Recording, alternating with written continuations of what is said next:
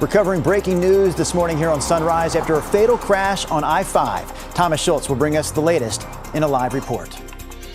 They all lived. It was a miracle. There's nothing short of three miracles, a series of miracles, frankly. 3 hikers are safe after being stranded atop a mountain in the Gorge, while dozens of rescuers struggled to reach them. And we're also live this morning at the Moda Center for Monster Jam. What's that, China? Monster Jam. What's that, Chris McGinnis? No, you got to yell it, buddy. Monster Jam! There he is.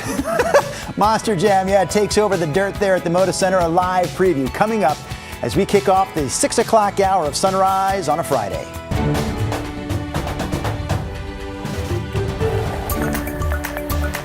Good morning, and thank you for joining us on your Friday. I'm China Green. And I'm Drew Carney. We just heard from Chris McGinnis there a moment ago, yelling Monster Jam. Rod, you want to take a shot at it before the forecast here?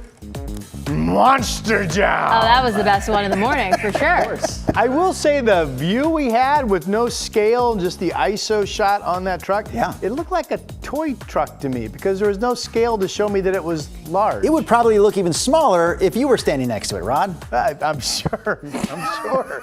All right. Good morning, everybody. Yesterday, yes, it's true. We hit 70, the record temperature for the date. We are dealing with increasing fog on the map at this hour. McMinnville 2-mile visibility, now considered dense fog coming down I-5 and crossing the Columbia River, and maybe even over on the Glenn Jackson Bridge. This dense fog pocket along the Columbia Delta Park, and some fog starting to appear down in Salem as well. Here you can see the low clouds just kind of hunkering down over the downtown cityscape. We are at 39 degrees. Winds are calm. It's a bit cooler than it was 24 hours ago. After the fog, we'll get back to another beautiful sunny day.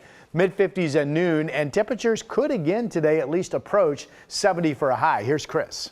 So awesome. All right, let's get back to the fog. I-5 appears to be kind of the ground zero here for the thickest fog right near the Columbia River. This is I-5 at SR-14 and the Interstate Bridge. We'll take you down towards Marine Drive. That, again, appears to be the area where the fog is at its thickest this morning. The freeway drive, generally in pretty good shape. We've got one trouble spot in Clackamas County. ODOT continuing to deal with a crash on 99E, south of Oregon City, north of Canby. One lane blocked down both directions near Russ Road. So watch out for that. Be aware of the local slowing getting around that crash scene. Guys. Thank you, Chris. Looks like 2 shots fired. The suspect is down with a knife in his hand. Now to a story we brought to you as breaking news yesterday. Authorities have now identified the man shot by an Oregon State trooper outside a military facility in Salem. 22-year-old Matthew Wong of Salem was killed after some sort of confrontation with police. It happened around 10 yesterday morning outside the Army Aviation Support Facility on Turner Road at the Salem-Willamette Valley Airport. According to the Marion County DA's office, authorities say Wong showed up to the facility with a threatening note. A responding trooper found Wong outside of the guard station where that confrontation occurred, and shots were fired. No officers were hurt. The trooper involved, identified as Justin Oxenrider, has been with the state police for 18 years. Salem police are now leading the investigation. Police in Gresham, meanwhile, say a 13-year-old admitted to shooting out the windows of 3 school buses with a BB gun. Officers confiscated the gun, you see it right here, after the 13-year-old owned up to shooting at those buses. The case, meanwhile, has now been moved to the juvenile division of the Multnomah County DA's office. The Clackamas County Sheriff is trying to identify this man who allegedly took photos of a woman in a store dressing room. So deputies say this happened on January 30th at a store near Clackamas Town Center. The woman says that she was changing when she noticed a camera lens looking up at her from a hole in a bag on the floor. She confronted the man in the neighboring stall and took these photos right here on your screen as he was getting away. So if you recognize him, call the Clackamas County Sheriff's Office. This morning, we're getting a closer look at a harrowing rescue in Skamania County after a trio of hikers got trapped on Table Mountain right in the middle of an atmospheric river. So we had the heavy rain, right? The wind gusts reaching 60 miles an hour earlier this week. The hikers couldn't find their way back to the trail at that point, and they got stranded over 3,000 feet up. Now, they were able to call 911 and give GPS coordinates, but the trail by that point had been washed out. These hikers didn't have the proper hiking gear. They were completely out of food and water. Rescue teams with the Skamania County Sheriff's Office tried to reach them with UTVs, with 2 helicopters, and on foot, but everything they tried was really difficult because of all that rough weather. It's also some of the most treacherous terrain, and people underestimate it all the time. Being in the Columbia Gorge, the weather can change so quickly, and people don't realize that with the beauty, there's also a lot of danger. It wound up taking more than 50 rescuers from 9 search and rescue teams to eventually bring those hikers down. One of them had to be airlifted to the hospital. It's been a busy week for Portland's Parks and Rec Urban Forestry team after Monday night's windstorm. The team had responded to 102 tree emergency service requests after trees and branches fell on roadways all over the city. They expect cleanup to finish sometime today or tomorrow, but a reminder for you to report tree emergencies on Portland City's property. Call the number there on your screen, 503-823-TREE. All right, we start the hour with monster trucks. We're going to continue this hour with monster trucks. This is that view Rod was talking about where the truck actually, it does look like a toy truck. But that, I promise you, my friends, is a monster truck participating in Monster Jam. Not only tonight, but 2 times tomorrow and 1 more time on Sunday. Again, all out at the Moda Center.